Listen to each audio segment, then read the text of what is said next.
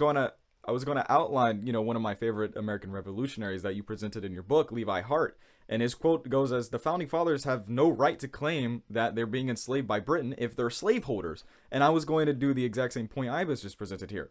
What were the founding fathers and the American revolutionaries' reaction and response to understanding this deep contradiction that they held intellectually? Well, that's a hard question to answer. So some of them obviously recognized the hypocrisy and they did something about it. They freed their slaves.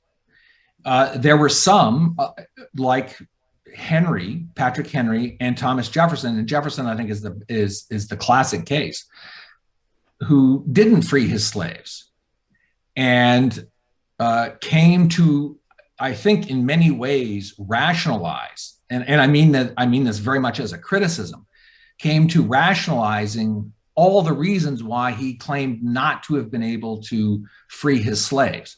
And I mean, just the story of Jefferson on the issue of slavery is a long and complicated story, and we could spend an hour just talking about Jefferson. But before we talk about Jefferson, let's just pause for a moment and consider the range of views that were held by American revolutionaries at this time, right? So there wasn't one monolithic view of what to do about slavery. And I mean, the question that Ibis has asked, I mean, that's the $64,000 question, which is if you claim to be opposed to slavery, what do you do about it? Whether you're a slave owner or a non-slave owner, what do all Americans do about the question of slavery? All right. But to answer that question, you have to consider the context, the full context of views that existed at that time.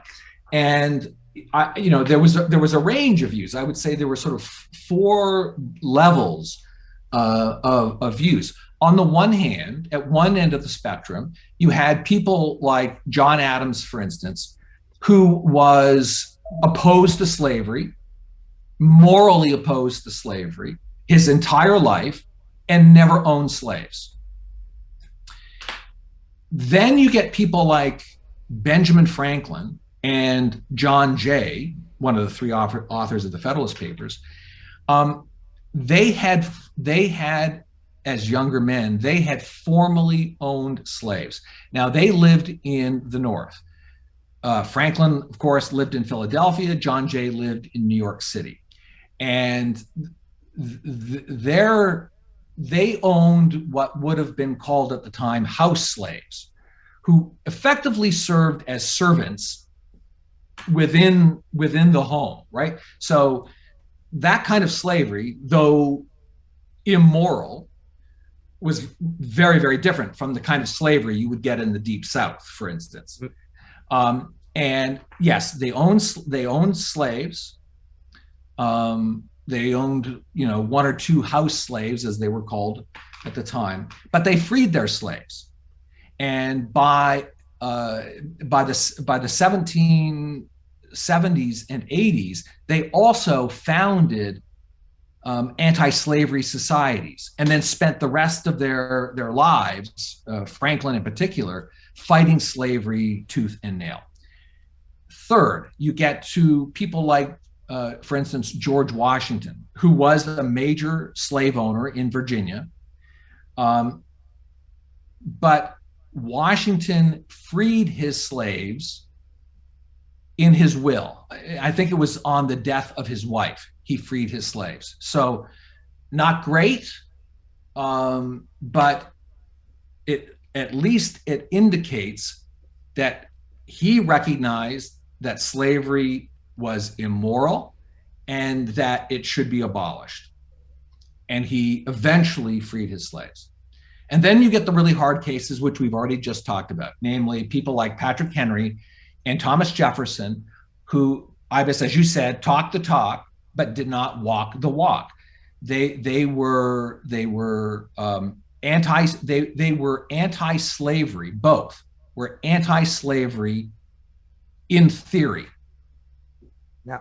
And I mean, if you read the letters of Thomas Jefferson, or if you read Jefferson's comments in his notes on Virginia, it's absolutely clear that Jefferson believed that slavery was immoral. And it was immoral precisely for the reasons contained in the Declaration of Independence, namely the rights of the slaves are being violated in the worst way possible. So he recognized it was immoral, and he was tortured by his own complicity with the institution of slavery. I think this. But in the end, Jefferson never freed his slaves. Right now, so the question is why? Why did Jefferson not free his slaves? And I think that, I mean, in the case of Jefferson, it was, and this I want to be very clear here.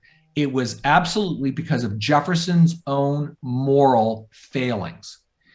Jefferson lived beyond his financial means, and so late in life, in fact, this is a very little known fact of Jefferson. In his final years, he was actually supported by the state of Virginia financially. But he had a ton of debt, I believe, in his houses. Exactly. He had a ton of debt based on the building of Monticello, his home, and just because of the lifestyle that he led. I think a bank even took ownership of his slaves, in fact. Yeah. But I saw that. I was going to say this might be a great bridging point to kind of